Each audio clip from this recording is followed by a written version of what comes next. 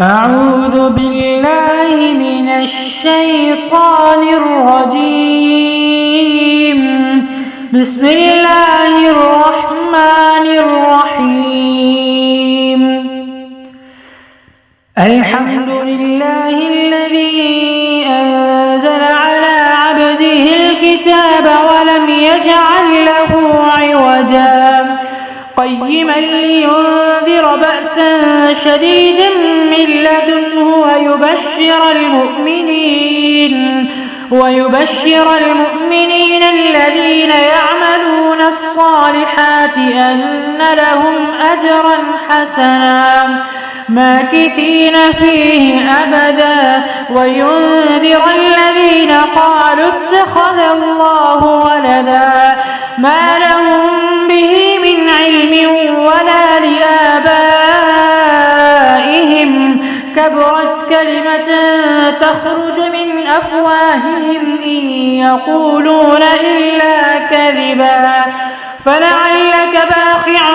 نفسك على آثارهم إن لم يؤمنوا بهذا الحديث أسفا إنا جعلنا ما على الأرض زينة لها لنبلوهم أيهم أحسن عملا وإنا لجاعلون ما عليها صعيدا جرزا أم حسبت أن أصحاب الكهف والرقيم كانوا من آياتنا عجبا إذ أوى الفتية إلى الكهف فقالوا ربنا آتنا من لدنك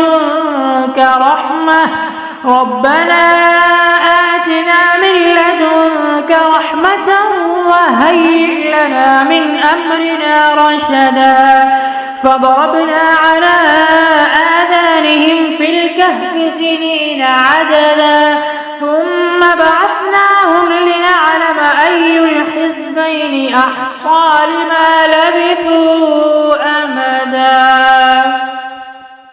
نحن نقص عليك نبأهم بالحق إنهم فتية آمنوا بربهم وزدناهم هدى وربطنا على قلوبهم إذ قاموا فقالوا ربنا رب السماوات والأرض لن ندعو من دونه إلها لقد قلنا إذا شططا هؤلاء قوم اتخذوا من دونه آلهة لولا يأتون عليهم بسلطان بين فمن أظلم ممن افترى على الله كذبا وإذ اعتزلتموهم وما يعبدون إلا الله فأووا إلى الكهف ينشر لكم ربكم من رحمته ويهيئ لكم من أمركم مرفقا وترى الشمس إذا طلعت تزاور عن كهفهم ذات اليمين وإذا غربت تقرضهم ذات الشمال وهم في فجوة منه ذلك من آيات الله من يهد الله فهو المهتد ومن يضلل فلن تجد له وليا مرشدا وتحسبهم أيقاظا وهم رقود ونقلبهم ذات اليمين وذات الشمال وكلبهم باسط ذراعيه بالوصيد لو اطلعت عليهم لوليت منهم فرارا ولملئت منهم رعبا وكذلك بعثناهم ليتساءلوا بينهم قال قائل منهم كم لبثتم قالوا لبثنا يوما أو بعض يوم قالوا ربكم أعلم بما لبثتم فابعثوا أحدكم بورقكم هذه إلى فلينظر أيها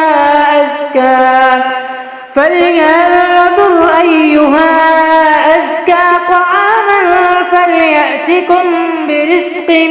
منه وليتلطف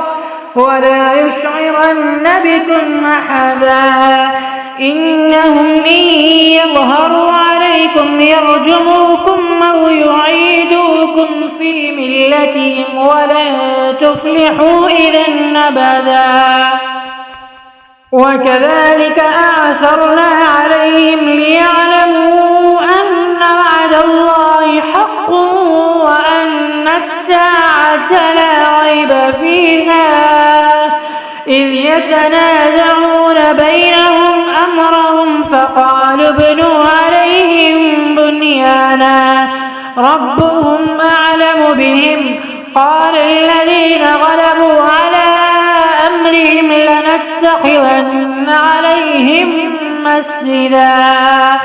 سيقولون ثلاثة رابعهم كلبهم ويقولون خمسة سادسهم كلبهم رجما بالغيب ويقولون سبعة وثامنهم كلبهم قل ربي أعلم بعدتهم ما يعلمهم إلا قليل فلا تمار فيهم إلا مراء ظاهرا ولا تستفت فيهم منهم أحدا ولا تقولن لشيء إني فاعل ذلك غدا إلا أن يشاء الله واذكر ربك إذا نسيت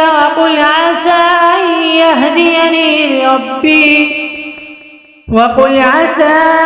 أن يهديني ربي لأقرب من هذا رشدا ولبثوا في كهفهم 300 سنين وازدادوا 9 قل الله أعلم بما لبثوا له غيب السماوات والأرض أبصر به وأسمع ما لهم من دونه من ولي ولا يشرك في حكمه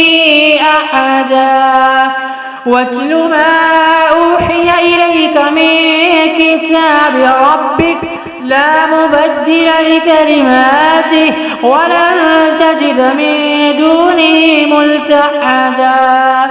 واصبر نفسك مع الذين يدعون ربهم بالغداة والعشي يريدون وجهه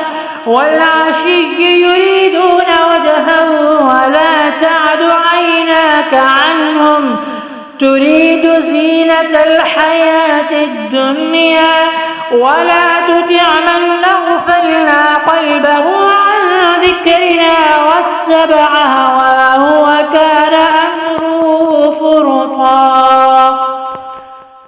وقل الحق من ربكم فمن شاء فليؤمن ومن شاء فليكفر إنا أعتدنا للظالمين نارا أحاط بهم سرادقها وإن يستغيثوا يغاثوا بماء كالمهل يشوي الوجوه بئس الشراب وساءت مرتفقا إن الذين آمنوا وعملوا الصالحات إنا لا نضيع أجر من أحسن عملا أولئك لهم جنات عدن تجري من تحتهم الأنهار يحلون فيها من أساور من ذهب ويلبسون ثيابا خضرا من سندس واستبرق متكئين فيها على الأرائك نعم الثواب وحسنت مرتفقا. واضرب لهم مثل الرجلين جعلنا لأحدهما جنتين من أعناب وخففناهما بنخل وجعلنا بينهما زرعا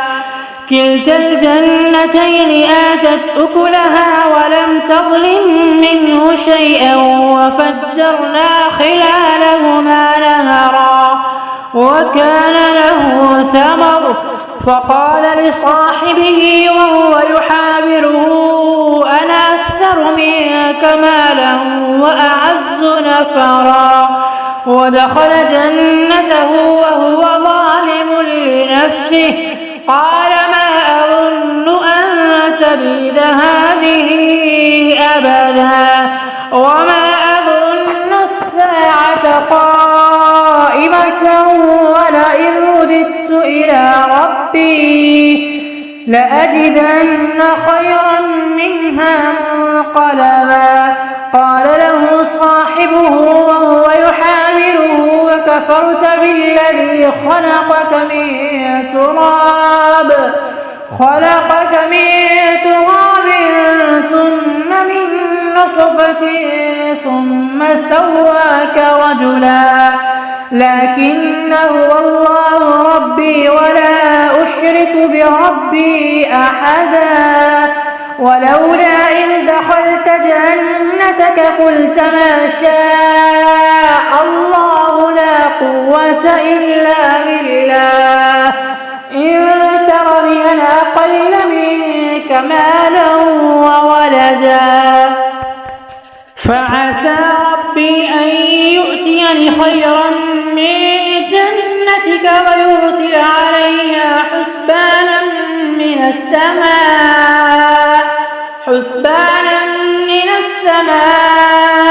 فتصبح صعيدا زلقا أو يصبح ماؤها غورا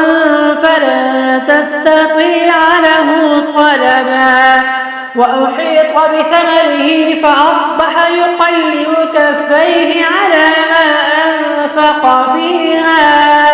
وهي خاوية على عروشها ويقول يا ليتني لم أشرك بربي أحدا ولم تكن له فئة ينصرونه من دون الله وما كان منتصرا. هنالك الولاية لله الحق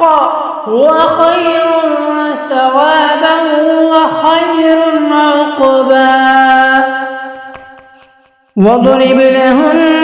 مثل الحياة الدنيا كماء أنزلناه من السماء فاختلط به نبات الأرض فأصبح هشيما تذروه الرياح وكان الله على كل شيء مقتدرا. المال والبنون زينة الحياة الدنيا والباقيات الصالحات خير عند ربك ثوابا وخير أملا. ويوم نسير الجبال وترى الأرض بارزة وحشرناهم فلم نغادر منهم أحدا وعرضوا على ربك صفا لقد جئتمونا كما خلقناكم أول مرة بل زعمتم أن لن نجعل لكم موعدا.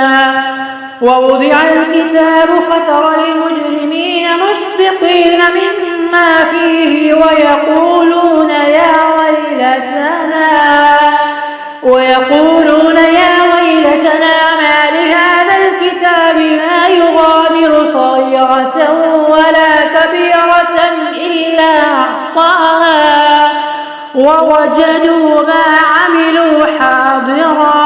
ولا يظلم ربك أحدا. وإذ قلنا للملائكة اسجدوا لآدم فسجدوا إلا إبليس كان من الجن ففسق عن أمر ربه أفتتخذونه وذريته أولياء من دوني وهم لكم عدو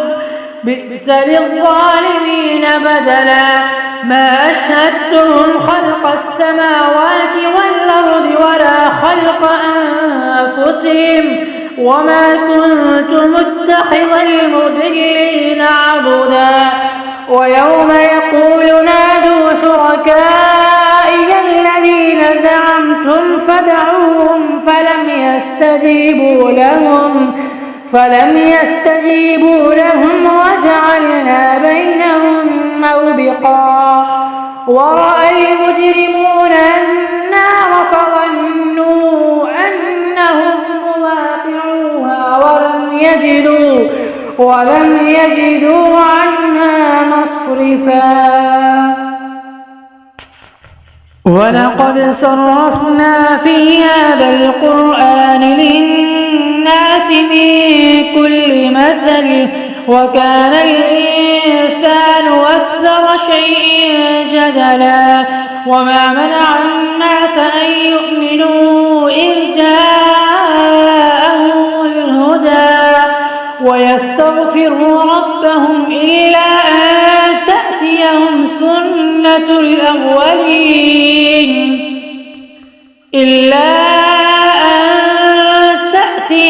سنة الأولين أو يأتيهم العذاب قبلا وما نرسل المرسلين إلا مبشرين ومنذرين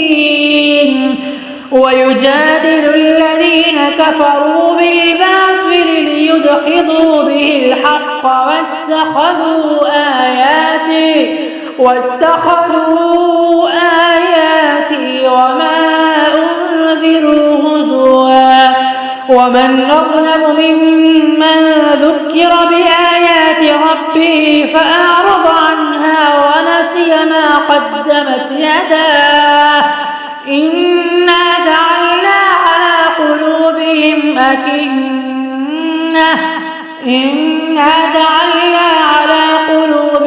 أكنة أن يفقهوه وفي آذانهم وقرا وإن تدعهم إلى الهدى فلن يهتدوا إذا أبدا وربك الغفور ذو الرحمة لو يؤاخذهم بما كسبوا لعجل لهم العذاب بل لهم موعد لن يجدوا من دونه موئلا وتلك القرى أهلكناهم لما ظلموا وجعلنا لمهلكهم موعدا وإذ قال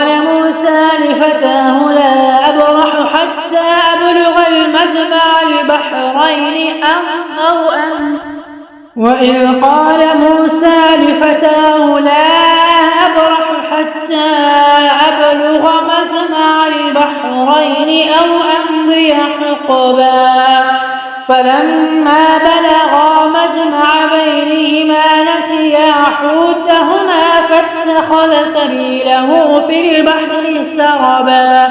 فلما جاوزا قال لفتاه آتنا غداءنا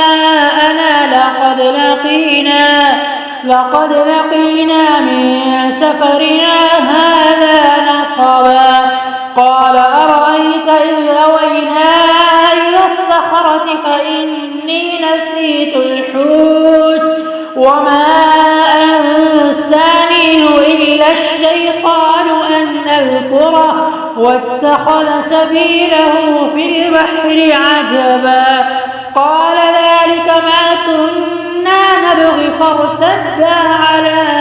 آثارهما قصصا فوجدا عبدا من عبادنا آتيناه رحمة من عندنا وعلمناه من لدنا علما قال له موسى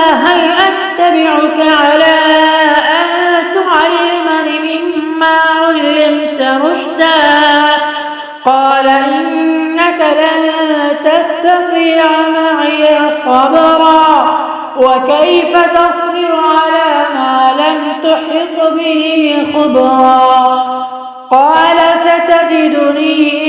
إن شاء الله صابرا ولا أعصي لك أمرا قال فإن اتبعتني فلا تسألني عن شيء حتى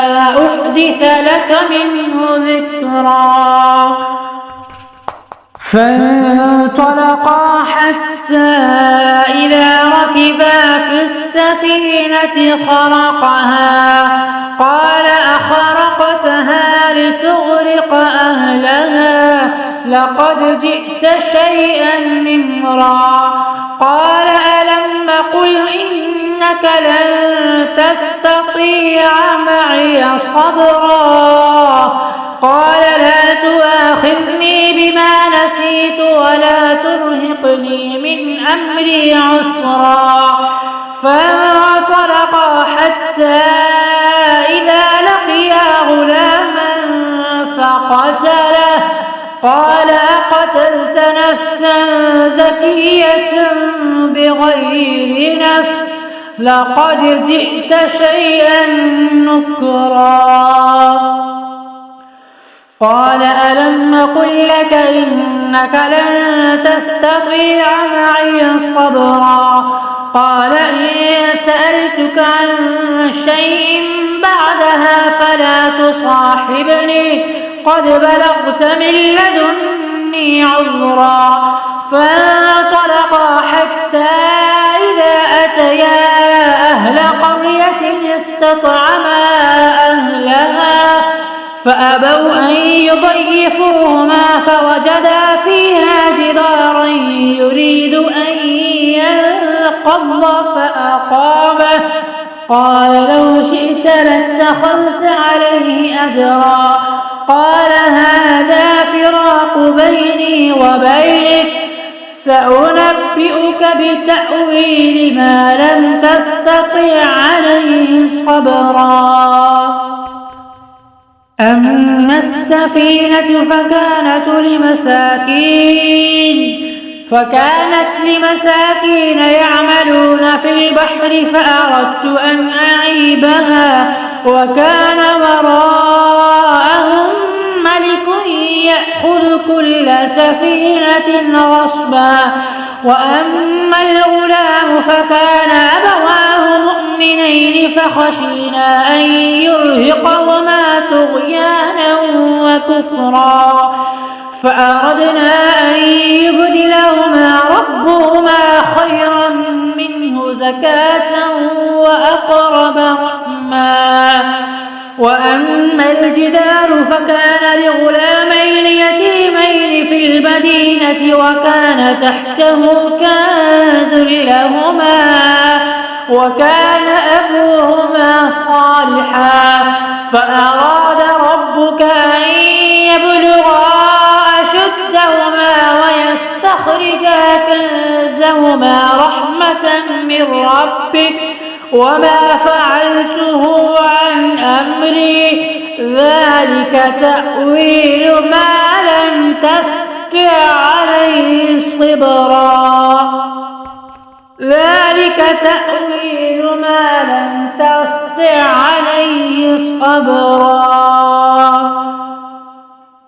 ويسألونك عن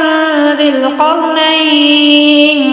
قل سأتلو عليكم منه ذكرا إنا مكنا له في الأرض وآتيناه من كل شيء سببا فأتبع سببا حتى إذا بلغ مغرب الشمس وجدها تغرب في عين حمئة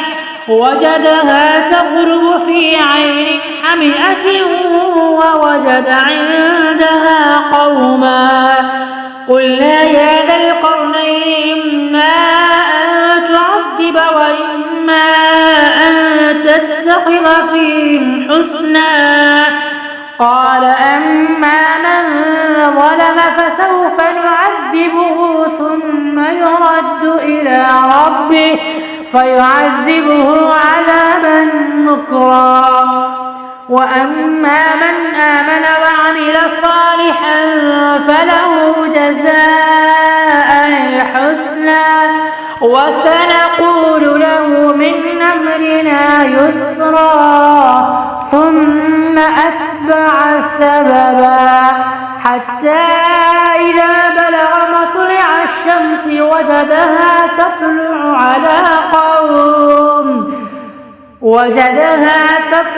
على قوم لم نجعل لهم من دونها سترا. كذلك وقد أحطنا بما لديه خبرا. ثم أتبع سببا حتى إذا بلغ بين السدين وجد من دونهما قوما لا يكادون يفقهون قولا. قالوا يا ذا القرنين إن يأجوج ومأجوج مفسدون في الأرض فهل نجعل لك خرجا على أن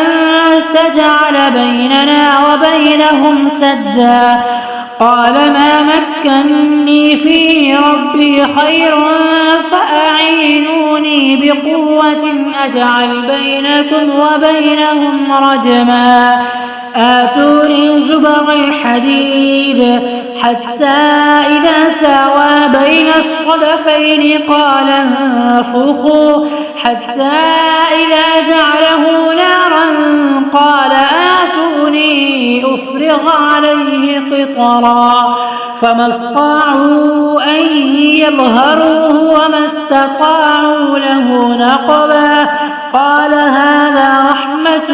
من ربي فإذا جاء وعد ربي جعله دكاء وكان وعد ربي حقا. وتركنا بعضهم يومئذ يموج في بعض ونفخ في الصور فجمعناهم جمعا وعرضنا جهنم يومئذ للكافرين عرضا. الذين كانت أعينهم في غطاء عن ذكري وكانوا لا يستطيعون سمعا. أفحسب الذين كفروا أن يتخذوا عبادي من دوني أولياء إنا أعتدنا جهنم للكافرين نزلا. قل هل ننبئكم بالأخسرين أعمالا الذين ضل سعيهم في الحياة الدنيا وهم يحسبون أنهم يحسنون صنعا. أولئك الذين كفروا بآيات ربهم ولقائه فحبطت أعمالهم فلا نقيم لهم يوم القيامة وزنا. ذلك جزاؤهم جهنم بما كفروا واتخذوا آياتي ورسلي هزوا. إن الذين آمنوا وعملوا الصالحات كانت لهم جنات الفردوس نزلا خالدين فيها لا يبغون عنها حولا. قل لو كان البحر مدادا لكلمات ربي لنفد البحر قبل أن